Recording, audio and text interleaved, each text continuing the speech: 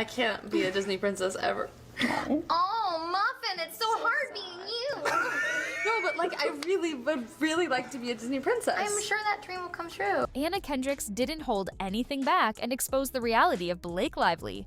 I worked with her husband Ryan several years ago, so I met Blake a few times through Ryan on that film. Got it. And, you know, and thought she seemed nice, and little did I know. Yeah. We got the body language experts analyzing this right now. How quickly do you... Don't touch me. Yep, Anna doesn't take Blake's BS. Didn't even let Blake touch her. When it comes to calling people out, Bethany Frankle is another name that doesn't play. She went all in on Blake's promotional strategy for her movie about DV, claiming that Blake exploited a sensitive subject to push her own products. Frankle specifically shaded Blake for using the movie's press tour as a billboard for her cocktail line, Betty Buzz, and her hair care brand, Blake Brown. And in this case, what's happening is this is a very sensitive subject matter, the basis of this movie, and to be promoting a cocktail brand and a hair care product and talking so much in a lighthearted way about a topic that for most people, but women in particular, is not a lighthearted topic. You are all a very savvy audience, and it's just not sitting well. Let's talk about Leighton Meester now. Fans of Gossip Girl may have shipped Serena and Blair's friendship, but in real life, not so much. Rumors have long swirled that Blake Lively and Leighton Meester were more frenemies than friends, and the drama reportedly hit a high during the show's final season. Makes more sense when you're watching a show that there's not an obvious choice between good and evil. So she would seem like the obvious choice, but she's also got, you know, flaws as well. But I think I'm just brunette because of the books. And Everyone knows blondes are nicer anyway.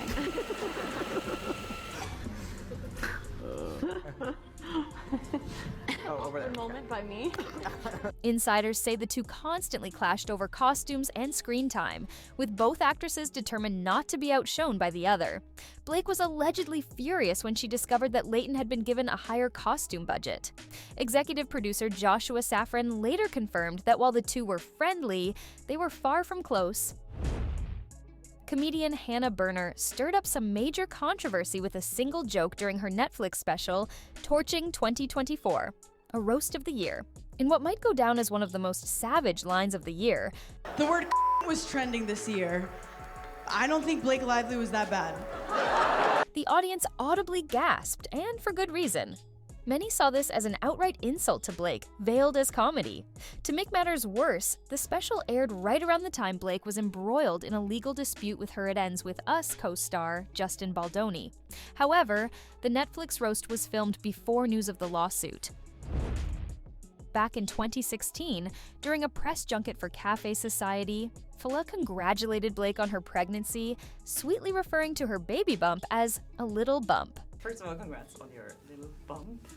What should have been a harmless compliment quickly went south when Blake snapped back with biting sarcasm. Congratulations on your little bump. Congrats on your little bump. Ouch.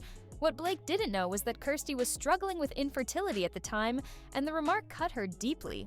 Fast forward to 2024, and Kirsty resurfaced the video on her YouTube channel, titling it "The Interview That Made Me Want to Quit My Job." She explained how Blake's dismissive tone shattered her confidence and made her question her career in Hollywood journalism.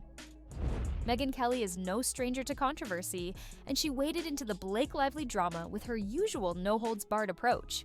Following allegations that Blake had been sexually harassed by Her It Ends With Us co-star Justin Baldoni, Megyn took to her platform to dismiss Blake's claims entirely. "This is an absolute nothing burger," Megyn declared on her show, brushing off Blake's accusations as baseless. But she didn't stop there. Oh no, she went on to question Blake's credibility, saying, "This person is not an honest broker. I believe her less than ever. I actually disbelieve her fully now. And they should not be gagged. I will happily participate in releasing any further leaks that they have because the truth should be out there. What does she have to fear if she's telling the truth?" Her comments sparked outrage among Blake's fans, but Megyn remained unapologetic.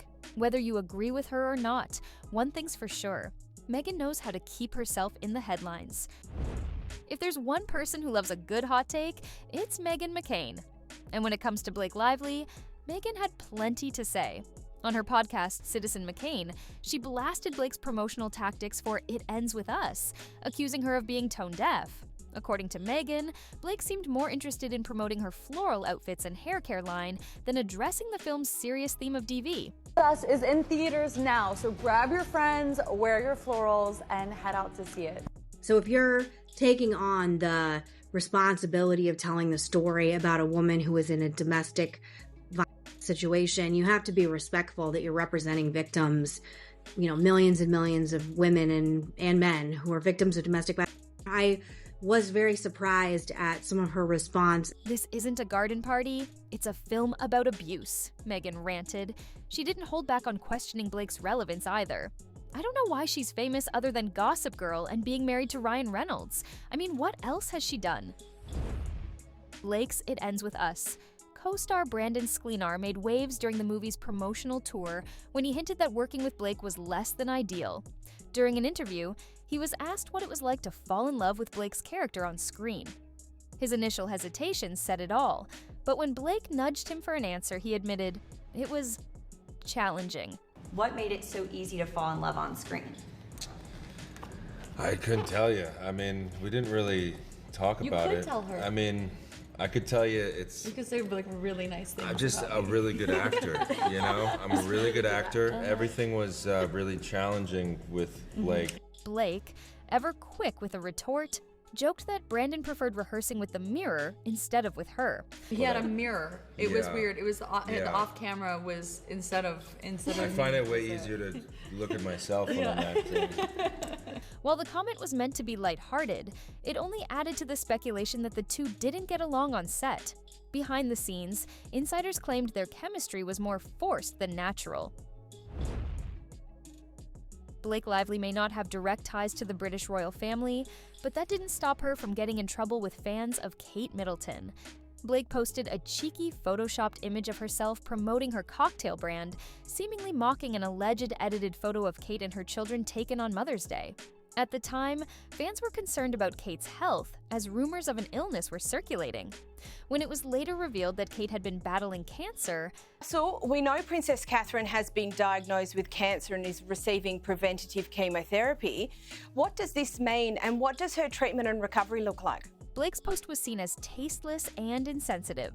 Although she apologized... We've seen celebrities getting involved in the act. I mean, Blake Lively had to issue an apology, very much eating humble pie this week after she was, caught out mocking the Princess of Wales over her Photoshop fail, if you will. The backlash was swift and brutal. Scarlett Johansson and Blake Lively's drama circles back to Ryan Reynolds, and it's no secret that Scarlett reportedly harbors a deep dislike for Blake. Scarlett, married to Ryan from 2008 to 2010, believes Blake played a major role in the sudden end of their marriage. Rumors suggest that Blake and Ryan's chemistry on the Green Lantern set sparked long before their previous relationships officially ended. We just had chemistry, and chemistry really, genuinely, is one of the few things in film that you can't just invent or create. It's either there or it's not. To make matters worse, Ryan and Blake went public with their romance almost immediately after the divorce, leaving Scarlett feeling betrayed and hurt. Insiders say Scarlett blames Blake for the downfall of her marriage and avoids her at all costs. The Justin Baldoni-Blake Lively feud is a Hollywood showdown no one saw coming, and it's been nothing short of explosive. It all started when Blake accused Justin of sexual harassment during the filming of It Ends With Us, a claim that sent shockwaves through the industry. But Justin didn't take the allegations lying down. Oh no, he came back swinging, slapping Blake, her husband Ryan Reynolds, and her publicist with a jaw-dropping $400 million lawsuit. Yes, you read that right, $400 million. To back up his defense, Justin's legal team released a bombshell 10-minute video that painted a very different picture of the situation. The footage showed Blake laughing and completely at ease on set, which Justin's camp argued was proof that her harassment claims weren't true. But that's not all. They also went after her promotional tactics for the film, accusing Blake of undermining the movie's serious theme of DV by focusing on marketing her cocktail line and hair care products. Critics were quick to point out how tone-deaf it seemed for Blake to promote light-hearted products while working on such a heavy and emotional project. Do you want to see Blake being an absolute bully for 10 minutes straight? Please subscribe to the channel. See you guys in the next one.